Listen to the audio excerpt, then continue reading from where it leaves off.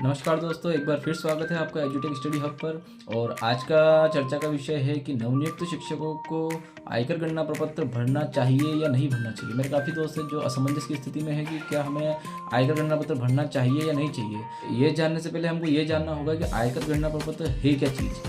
Mobile की screen पर आप देख रहे होंगे आयकर गणना प्रपत्र का खाली प्रारूप आपको दिखाई दे रहा होगा और भरने के बाद ये किस प्रकार का दिखाई देता है ये भी आपको दिखाई दे रहा होगा। साथ में आप देख रहे होंगे लास्ट में एक सारणी बनी हुई है, इसके अंदर आप देखेंगे आपके लास्ट में जो कॉलम दिखाई दे रहे हैं आपको, ये सभी आपकी जो एनुअल जो आपकी इनकम होती है, जो आपकी बेसिक होती है और डीए होता है, उन सभी को आपको एनुअल पे स्लिप जो होती है उसमें से देखकर इसमें पुट डाउन करना पड़ता है। साथ ही कर्मचारी को अपने संपूर्ण स्रोतों से, जैसे एग्रीकल्चर कोई आय है तो मकान किराए से किसी प्रकार की आय है या सेविंग अकाउंट से कोई इंटरेस्ट आता है, तो इस प्रकार की जितनी भी आय होती है उसका ब्यौरा हमको आयकर गणना पत्र में भरना पड़ता है। और टोटल जो होता है इन सभी की गणना करने के बाद सरकार को आपकी पूरे वर्ष की जो आय होती है उसका ब्यौरा मालूम पड़ता है। और इस आधार पर जो होता है आपकी आय को यदि अगर टैक्सेबल इनकम में अगर गिना जाता है तो आपको टैक्स देना पड़ता है, और अगर आप टैक्सेबल इनकम के क्राइटेरिया में नहीं आते हैं तो आपको किसी प्रकार का कोई टैक्स नहीं देना पड़ता है। इसी के आधार पर जो इनकम टैक्स रिटर्न जो होता है सीए के द्वारा इनकम टैक्स रिटर्न जो हमारा होता है वो फाइल किया जाता है। जब हम इस आयकर गणना प्रपत्र को पूर्ण रूप से भरकर हमारे संकुल जो भी हमारी हायर अथॉरिटी होती है उनको सबमिट करते हैं तो वो एक सीए को अपॉइंट करके उसके माध्यम से हमारा आईटीआर फाइल करवाते हैं। इनकम टैक्स रिटर्न फाइल करने के बाद यदि हमारी आय टैक्सेबल क्राइटेरिया में अगर आती है तो गवर्नमेंट हमारे ऊपर टैक्स अप्लाई करती है। और वर्तमान में आप सभी को पता होगा कि हमारी टैक्सेबल जो स्लैब है वो 7 लाख है। 7 लाख से नीचे की आय पर किसी प्रकार का कोई कर नहीं रखा गया है। तो लगभग जितने भी नवनियुक्त जो शिक्षक हैं वो सभी टैक्सेबल इनकम में नहीं आते हैं उनकी आय।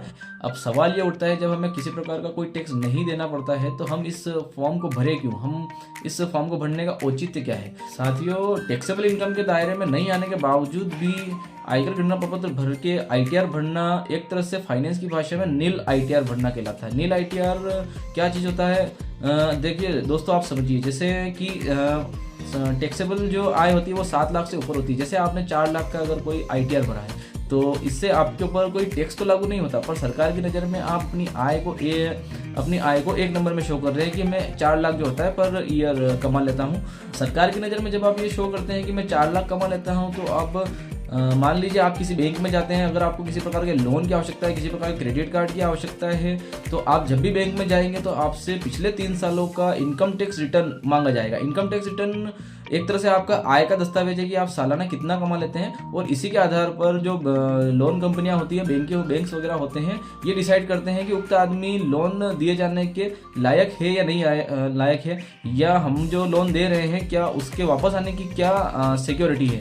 साथ ही दोस्तों आपने एक सिबिल स्कोर का नाम सुना होगा। सिबिल स्कोर जो होता है हमारा फाइनेंस, हमारा मार्केट वैल्यू क्या है, हमारा लेन देन किस प्रकार का है, ये सभी जानकारी जो होती है हमारे सिबिल स्कोर से प्राप्त होती है। जो कर्मचारी किसी प्रकार के लेन देन जैसे कोई इन्वेस्टमेंट है इस प्रकार की चीज़ों में नहीं घुसते हैं तो उनका सिबिल स्कोर काफ़ी डाउन होता है, देखने में आया है। आईटीआर भर लेने से एक तरह से आपका सिबिल स्कोर भी काफ़ी प्रभावित होता है।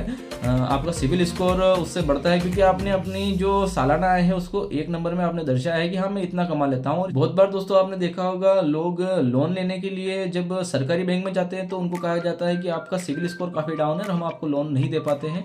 सबसे लोवेस्ट रेट ऑफ इंटरेस्ट होती है किसी भी प्रकार के लोन में वो सरकारी बैंकों की होती है, और उसके बाद जो प्राइवेट बैंक होते हैं, कमर्शलाइज बैंक होते हैं, उनकी रेट ऑफ इंटरेस्ट उनसे ज़्यादा होती है और वहाँ आपको लोन मिलने की संभावना भी ज़्यादा होती है क्योंकि उनका जो सिबिल का क्राइटेरिया होता है वो थोड़ा कम होता है। और जब एक प्राइवेट बैंक से भी किसी को लोन नहीं मिल पाता तो माइक्रो फाइनेंस कंपनी आपने मार्केट में देखी होगी, वो आपको इजीली लोन प्रोवाइड करा देगी, पर उस पर आपको काफ़ी रेट ऑफ इंटरेस्ट देना पड़ता है। लगभग 21 से 22% का जो होता है रेट ऑफ इंटरेस्ट देना पड़ता है। लेकिन यदि अगर आप बराबर हर सालाना नल आईटीआर भरते हैं या इस 3 साल के आईटीआर अगर आपके पास उपलब्ध है तो कोई भी सरकारी बैंक या प्राइवेट बैंक होगा वो आपको आसानी से लोन उपलब्ध करा सकता है। यदि आपने क्रेडिट कार्ड का भी नाम सुना होगा, क्रेडिट कार्ड वगैरह लेने के लिए भी आपसे आय का दस्तावेज मांगा जाता है, और आय के दस्तावेज के रूप में वो पिछले साल का आपसे इनकम टैक्स रिटर्न आईटीआर, जिसे हम आयकर गणना प्रपत्र के आधार पर भरा जाता है, वो मांगते हैं।